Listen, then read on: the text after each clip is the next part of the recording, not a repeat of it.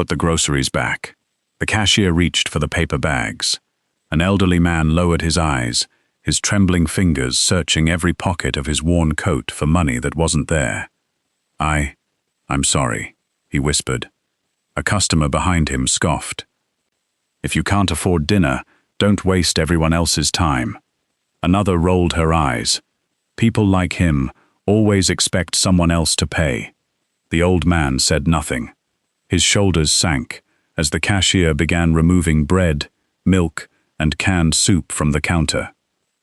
Before another item could be taken away, a calm voice broke the silence. Please charge everything to my card.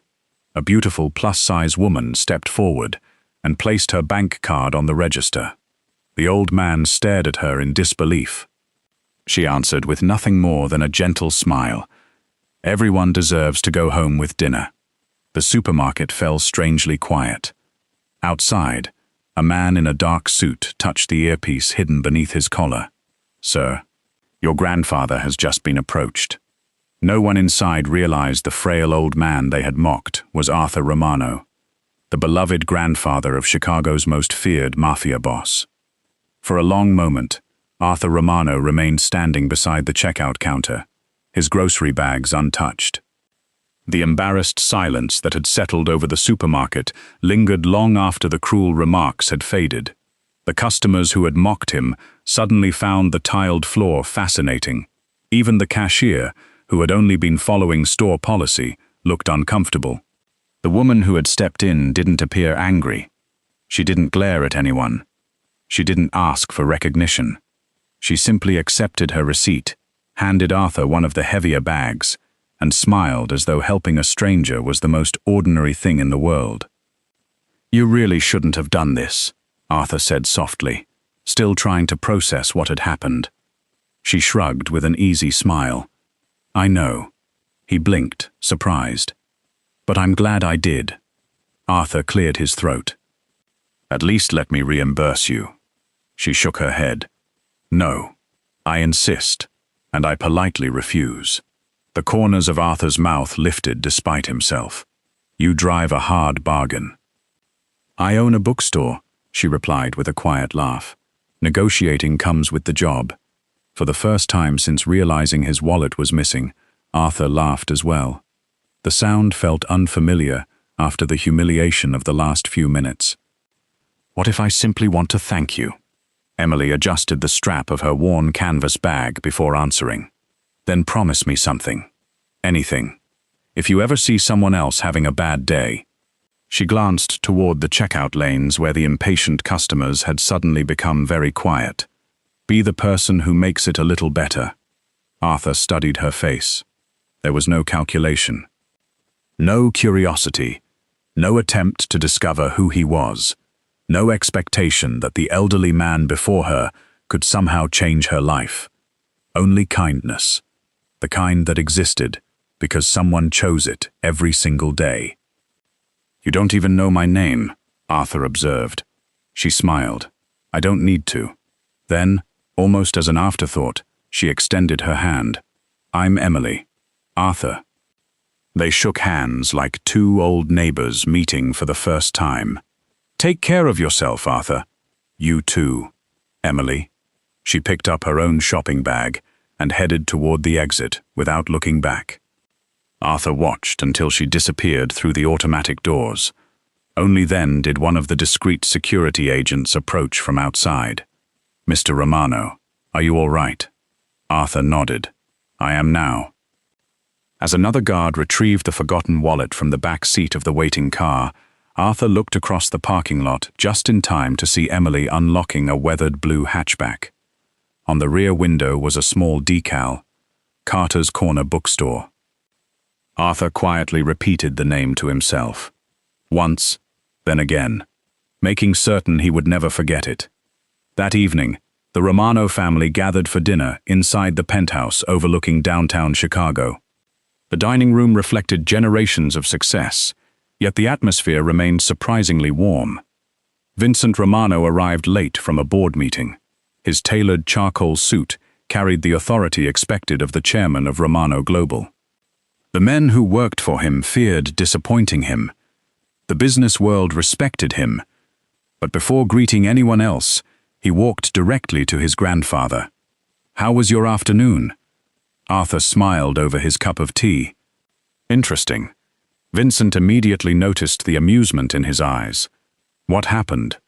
Arthur recounted every detail: the forgotten wallet, the impatient customers, the insults. The young woman who stepped forward before anyone else could. Vincent listened without interrupting. His expression remained unreadable, but the room grew noticeably quieter. When Arthur finished, Vincent asked only one question. "She never asked who you were?" Arthur leaned back in his chair, his smile deepening. "No, she never asked what I could give her. She never even wondered whether I was important." He paused. "She simply saw an old man who needed help." Silence settled over the room. Finally, Vincent spoke in the same calm voice that had built an empire.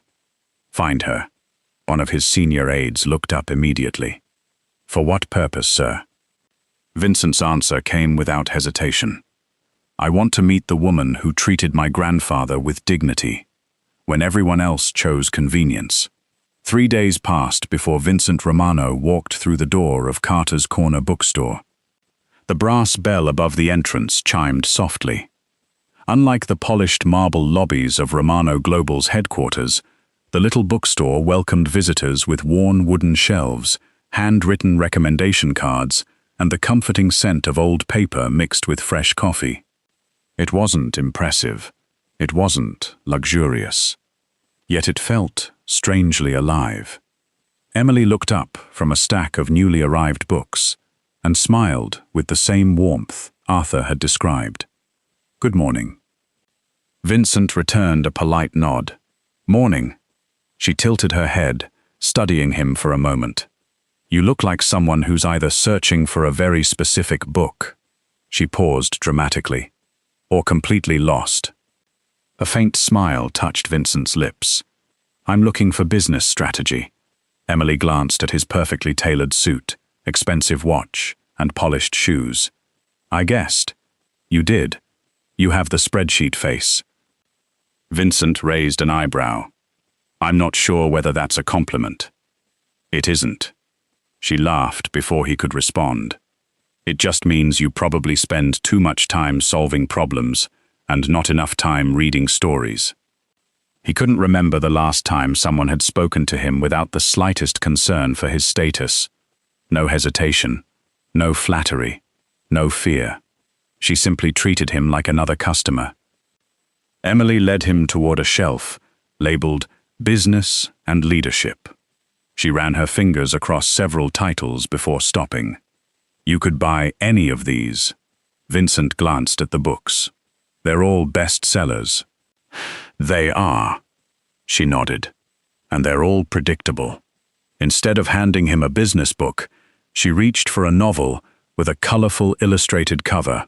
He looked at the title, then back at her. "This is a romance." "It certainly is." "I asked for business." "I know." She folded her arms with playful confidence. Successful business people spend all day studying profit, competition, and negotiations. And they desperately need happier endings. Vincent let out a quiet chuckle. "I've never heard that recommendation before."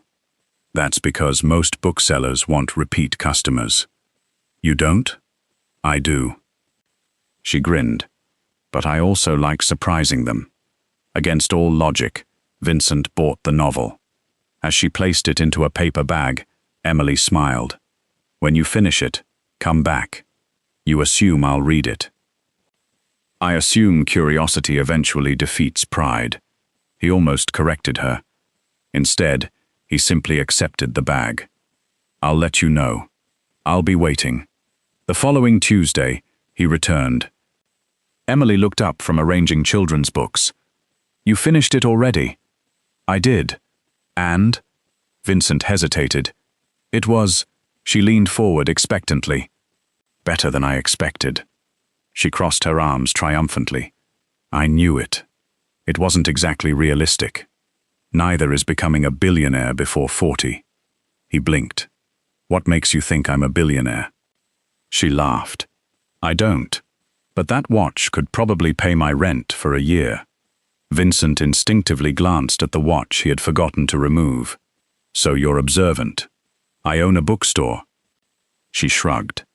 My job is noticing details. She handed him another novel before he could ask for anything. This one's even better. I came for economics. No, I didn't even ask yet. You were going to? He looked genuinely amused. How are you so certain? Because people like routines. She smiled knowingly. And I enjoy interrupting them. Week after week, the pattern continued. Vincent always entered claiming to need books about management, finance, or leadership. Emily always found an excuse to place a romance novel into his hands instead. Soon, their conversations became longer. Sometimes they debated fictional characters. Sometimes they disagreed over endings. Sometimes Emily insisted that the strongest people were not those who controlled others, but those who remained kind after disappointment. Vincent found himself thinking about those conversations during board meetings. He even caught himself reading late into the night, not because he particularly loved romance novels, but because he wanted to understand why Emily loved them so much. Without realizing it, the bookstore had become the calmest part of his week. His executive assistant eventually noticed the growing stack of brightly colored novels on his office shelf. I didn't know you liked romance books, sir. Vincent glanced toward the window overlooking Chicago's skyline. I didn't either. The assistant hesitated before asking, should I continue investigating Ms. Carter? Vincent was silent for several moments. His original intention had been simple: repay a debt. Thank the woman who had protected his grandfather's dignity. Yet every visit made that purpose feel less honest. He no longer walked into Carter's corner because he owed Emily something. He walked in because leaving always made him wonder how many days remained until he could hear her laugh again. By the fourth week, Arthur Romano no longer needed an excuse to visit Carter's corner bookstore. He arrived on a quiet Thursday afternoon, carrying nothing more than a reusable shopping bag and the promise that he was looking for another mystery novel. Emily welcomed him with the same bright smile she offered every customer. Back already? Arthur chuckled. I finished the last one. So quickly. I may have stayed up far later than a 74-year-old man should. She laughed. That's exactly what a good book is supposed to do. The bookstore was unusually peaceful. Sunlight filtered through the front windows, illuminating rows of well-loved shelves that had clearly served the neighborhood for decades. A young mother browsed children's books, while soft jazz played from an old speaker behind the register. Arthur watched Emily move naturally from one customer to another. She remembered names. She remembered favorite authors. She even remembered which little boy refused to read anything unless dragons appeared before chapter 3. No interaction felt forced. She treated every visitor as though they mattered. It reminded Arthur of a world he feared had slowly disappeared. Business slowed during the afternoon. Emily placed 2 mugs of tea on a small reading table near the window. I hope chamomile is okay. Arthur smiled. It's my favorite. You guessed. No. She grinned. I asked your grandson's assistant last week. Arthur blinked. You knew. She nodded casually. I suspected after the second man in a black suit pretended to spend 30 minutes reading the gardening section upside down. Arthur burst into laughter, loud enough to startle a nearby customer. I'll have to speak with them. They're very polite. They're terrible detectives. They're improving. The warmth between them felt effortless. After a comfortable silence, Arthur noticed Emily staring thoughtfully into her tea. May I ask you something? Of course. What made you help me that day? Emily's smile softened. For several moments she said nothing. When she finally spoke, her voice carried memories that had never completely faded. My father got sick when I was in college. Arthur listened quietly.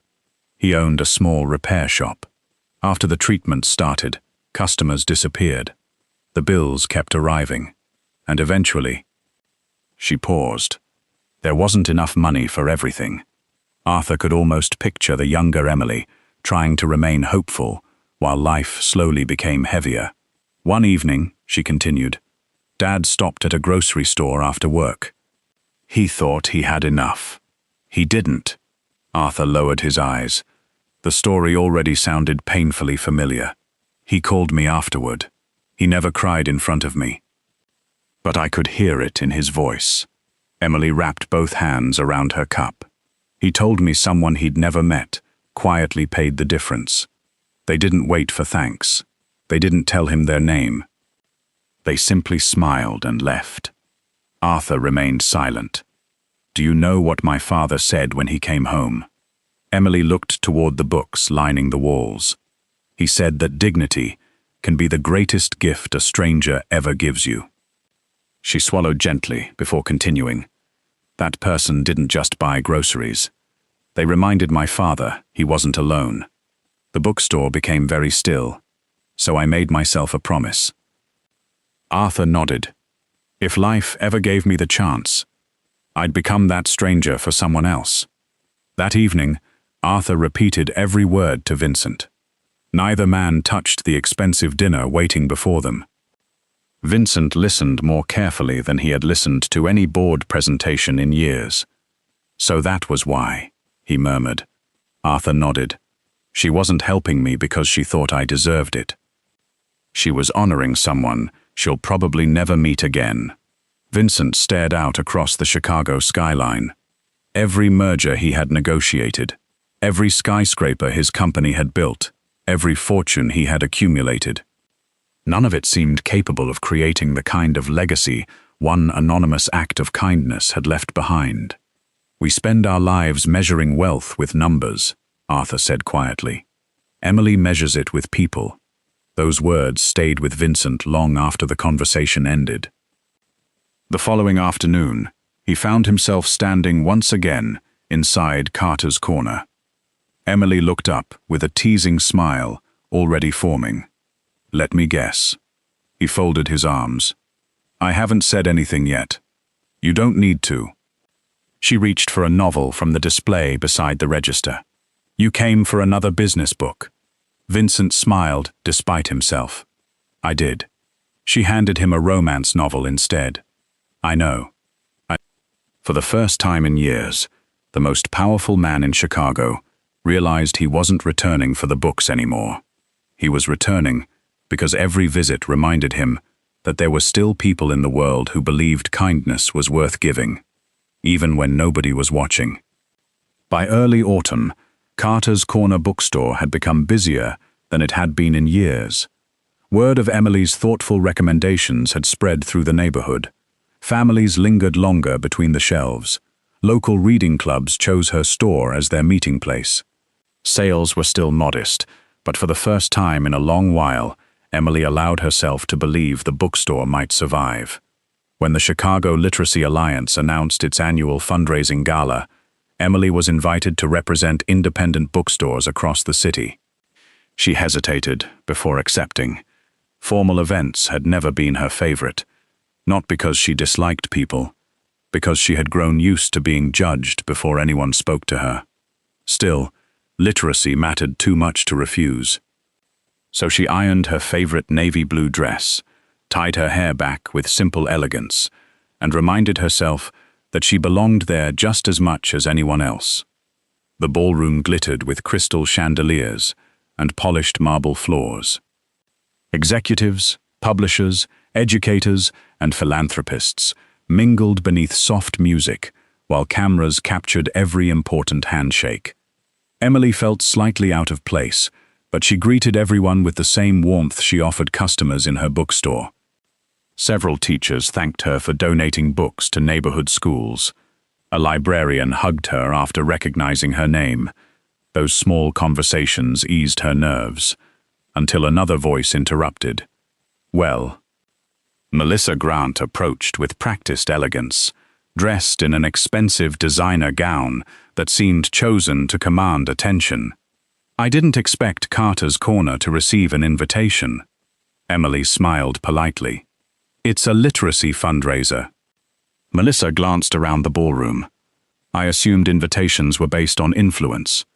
Emily ignored the remark. I'm happy to support reading in any way I can. Melissa's smile never reached her eyes.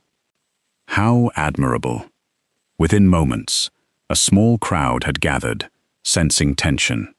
Melissa casually picked up one of the books, displayed on Emily's promotional table. So, this is what everyone's talking about. She examined the cover with exaggerated curiosity before setting it down carelessly. I suppose charity has become fashionable. Emily frowned slightly. I'm sorry? Melissa tilted her head. Let's be honest. Her voice carried just loudly enough for nearby guests to hear. People don't support struggling little bookstores because they're successful. She took one slow step closer. They support them because they feel sorry for the owner. The surrounding conversations began to fade. Several guests exchanged uncomfortable glances. Emily kept her composure. I don't believe kindness comes from pity. Melissa laughed softly. Of course you would say that. She looked Emily up and down without attempting to hide her contempt. Pity is probably something you've become accustomed to. The words landed harder than Melissa could have known. Not because Emily believed them, because she had spent years hearing similar comments from strangers who assumed appearance determined worth. She took a slow breath. I came here to support literacy. So did I, Melissa replied. The difference is that I built something people admire. Before Emily could answer, Melissa turned as though to leave. Her designer handbag caught the corner of the display table. Whether intentional or not, every stack of carefully arranged books crashed onto the polished floor. The sound echoed through the silent ballroom. Dozens of novels scattered in every direction. For one suspended moment, no one moved. Emily instinctively knelt to gather them. As she reached for the nearest book, Melissa leaned down just enough for only those closest to hear. Women like you, she whispered coldly, should learn where they belong. The sentence carried farther than Melissa intended. Several people heard every word. No one spoke. No one stepped forward. Emily continued collecting the fallen books with steady hands, refusing to let anyone see the hurt rising behind her calm expression. Then, another pair of hands reached for the books beside hers. Large, steady, confident. She looked up. Vincent Romano had quietly knelt beside her. Without saying a single word, he picked up another book, brushed invisible dust from its cover, and placed it gently into the growing stack. The ballroom watched in complete silence. No one yet understood that the next few moments would permanently change Emily Carter's life. For several long seconds, the ballroom remained silent. The only sound was the soft rustle of pages as Vincent Romano continued gathering the scattered books one by one. He did not appear embarrassed to be kneeling on the polished marble floor in an expensive tailored suit. He did not seem concerned that dozens of influential guests were watching. To him, there was nothing remarkable about helping someone who deserved better. Emily stared at him, surprised. You don't have to do this, she whispered. Without looking up, Vincent answered calmly, I know. The words instantly reminded her of another conversation. The supermarket. Arthur. She had spoken those same words only weeks earlier. Vincent carefully stacked the final novel in his hands before offering it to her. Neither did you. Emily accepted the books, unable to find an answer. Melissa folded her arms. Mr. Romano. Her polished smile returned, as though nothing unusual had happened. I didn't realize you knew Miss Carter. Vincent rose to his full height. Now, every eye in the ballroom rested on him. The chairman of Romano Global rarely attended charity events in person. When he spoke, people listened. We've met. Melissa laughed lightly. What a small world. It is. Vincent's voice remained even, small enough that character becomes impossible to hide. The smile on Melissa's face stiffened. I beg your pardon? He turned toward Emily, instead of answering immediately. She still held several books against her chest. Not one complaint had left her lips, not one angry word, even after being humiliated in front of an entire ballroom. Vincent admired that strength more than any business achievement he had ever witnessed. He finally faced the audience. I've spent years listening to presentations about literacy.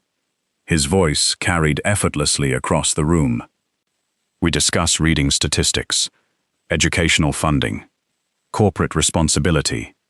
He paused. But today, I witnessed something far more important. No one interrupted. We tell children that books build empathy. He glanced toward the novels scattered moments earlier. Yet empathy means very little if we leave it inside the pages. The silence grew even heavier. Vincent looked directly at Melissa. You spoke about influence, so let me use mine. The chairman of the Chicago Literacy Alliance stepped forward uncertainly. Mr. Romano. Vincent gave a slight nod. Effective immediately.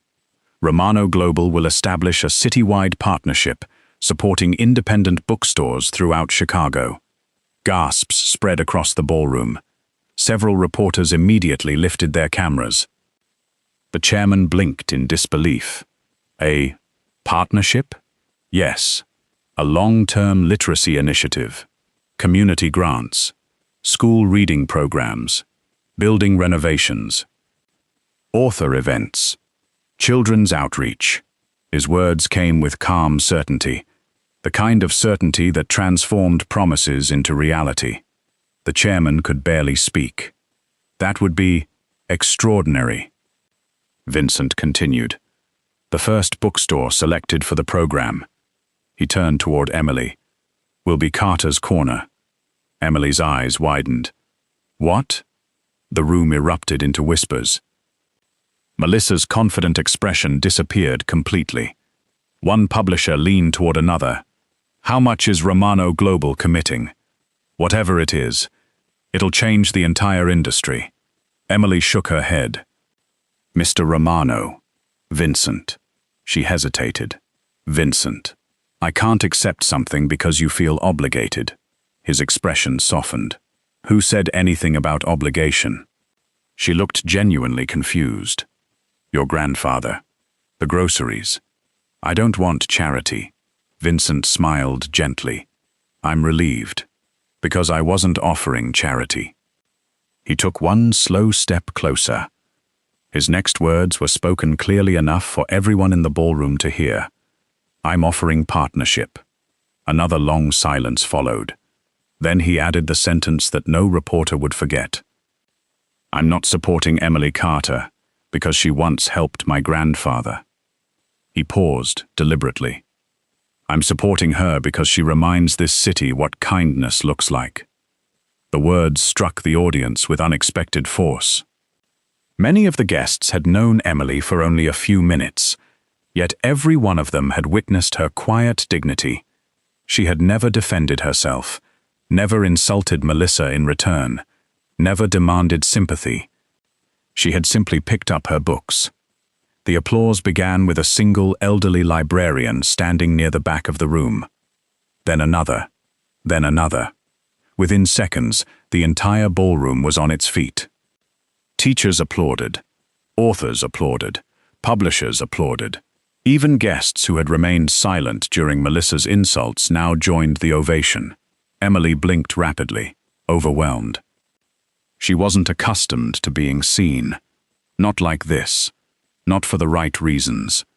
Melissa realized every camera in the ballroom had shifted away from her. The admiration she had hoped to receive now belonged entirely to Emily. She attempted one final smile. I'm sure this has all been misunderstood. No one answered. The silence surrounding her felt colder than any argument. Without another word, Melissa picked up her purse and walked toward the exit. The ballroom doors closed quietly behind her. No one tried to stop her. As the applause gradually faded, Arthur Romano appeared near the entrance. He had arrived only moments earlier. Watching from the back of the room, he smiled proudly. Not because Vincent had announced a generous investment. Money had never impressed him. He smiled because his grandson had finally made a decision that had nothing to do with power, everything to do with heart. And as Vincent looked toward Emily once again, Arthur recognized something long before either of them would admit it aloud.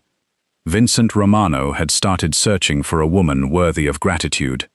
Somewhere along the way, he had found the woman he could no longer imagine living without. The headlines appeared before sunrise. Romano Global announces historic literacy initiative. Billionaire chairman defends independent bookstore owner. Kindness takes center stage. At city fundraiser. By the time Carter's Corner bookstore opened the following morning, customers were already waiting outside. Some wanted to buy books. Others wanted to congratulate Emily. Several simply wanted to shake the hand of the woman whose quiet dignity had inspired one of Chicago's most influential businessmen. Emily accepted every kind word with gratitude. Yet beneath her smile, one question refused to leave her mind. Why? Why would Vincent Romano do something so extraordinary for her? Late that afternoon, the familiar brass bell chimed above the bookstore door. Vincent stepped inside, carrying 2 cups of coffee. Emily looked up from arranging a display of children's classics. "You've become predictable," he smiled. "So have you. You brought coffee. You were going to forget to drink yours again." She laughed softly. "I only forgot once. It was 3 times." She sighed dramatically. "I liked you better when you only argued about romance novels. I still do." He placed 1 cup on the counter. For a few quiet moments, neither of them spoke. Outside, pedestrians drifted past the windows, while autumn leaves danced along the sidewalk. Finally, Emily broke the silence. "Why did you really do it?" Vincent met her eyes. "The partnership. Everything." She looked down at her hands. "The fundraiser. The bookstore. The way you stood beside me." Her voice became quieter. "What? You barely knew me." Vincent's expression softened. "Are you sure about that?" Before Emily could answer, the front door opened again. Arthur Romano walked inside with his usual warm smile. "I hope I'm not interrupting." Emily brightened immediately. "Arthur!" She hurried around the counter to hug him. Vincent watched the embrace with quiet affection. Arthur chuckled. "I've missed my favorite bookseller, and I've missed my favorite customer. You only say that because I buy too many mystery novels. I say it because you always return them with excellent recommendations." Arthur laughed before turning toward his grandson. "Vincent." There was a brief look between them, one filled with unspoken understanding. Arthur gently placed a weathered leather wallet on the counter. Emily recognized it instantly. "The grocery store." Arthur nodded. "I've been meaning to tell you something." She frowned slightly. "What is it?" "The day we met. I wasn't simply an old man who forgot his wallet." Vincent stepped beside his grandfather. Emily looked from one face to the other. Confusion slowly replaced curiosity. Arthur continued gently. "My full name is Arthur Romano." The color faded from Emily's face. She turned toward Vincent. "Romano?" He nodded once. "My grandfather." Emily stared in disbelief. "The Romano family?" "Yes." "The Romano Global Romano?" "Yes." Her mind raced through every newspaper article she had ever seen, every magazine cover, every television interview.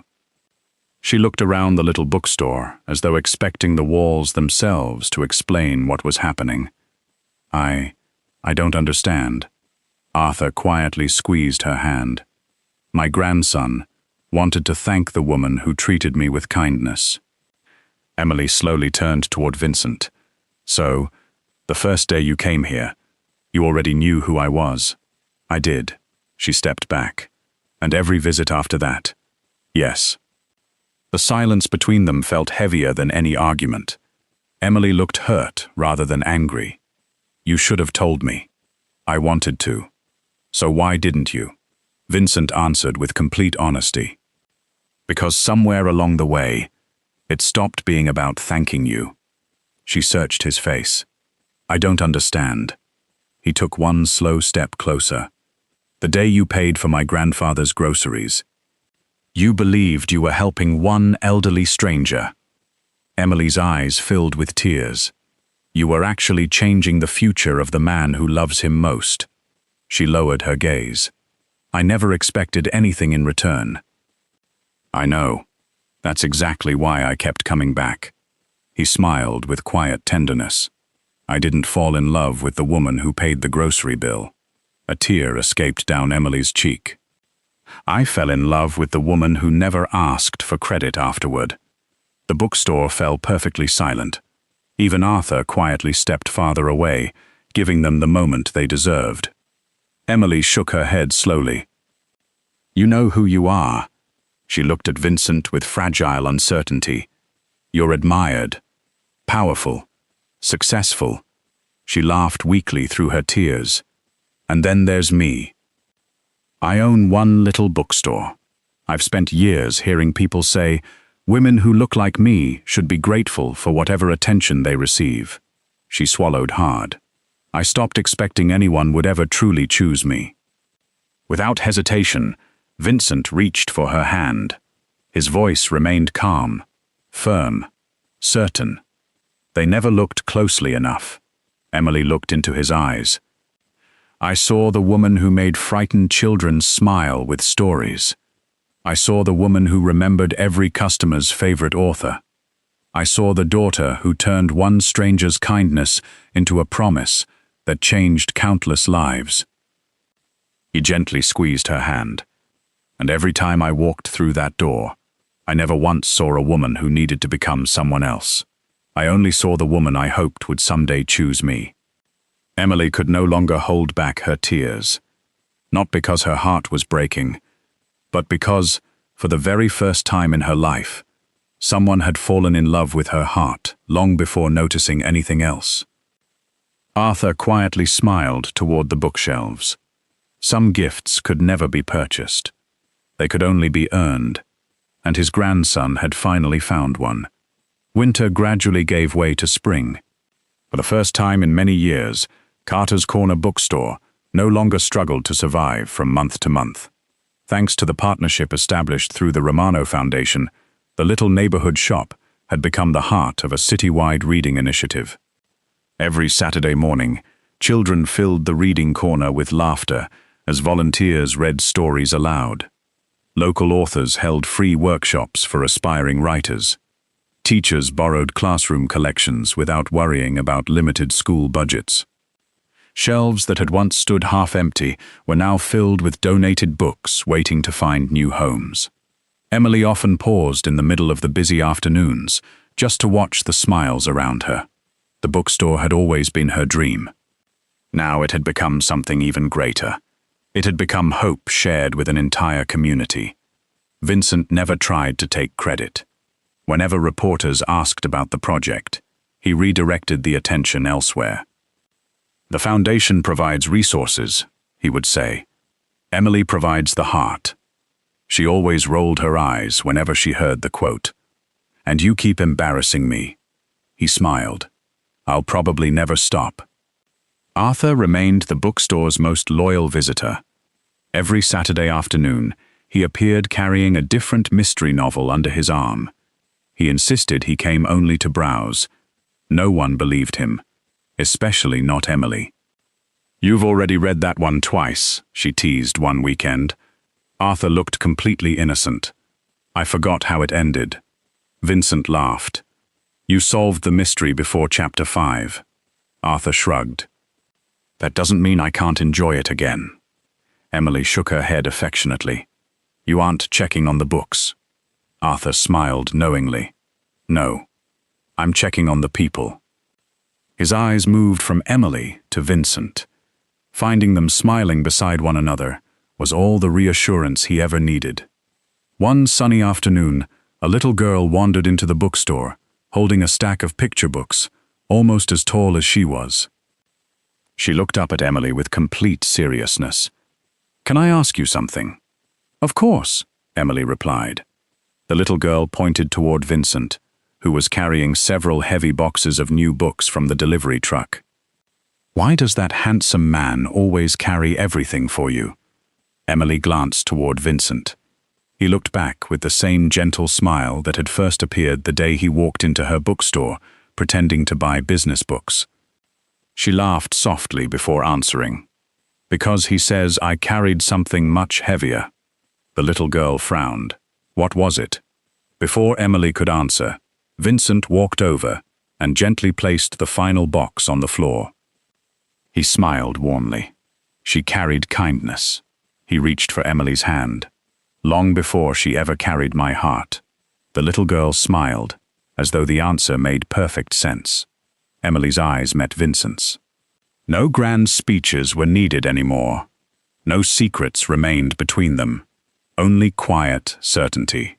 Together, they locked the bookstore at closing time and stepped onto the sidewalk as the evening sun painted Chicago in shades of gold. Arthur watched from inside the front window with quiet satisfaction. Months earlier, one small act of kindness had cost Emily only a few dollars. She had expected nothing in return, yet that single choice had restored an old man's dignity, healed a lonely heart, created a family that neither she nor Vincent had ever expected to find, and proved that the greatest fortunes in life are never measured by money. They are measured by the lives we choose to lift along the way.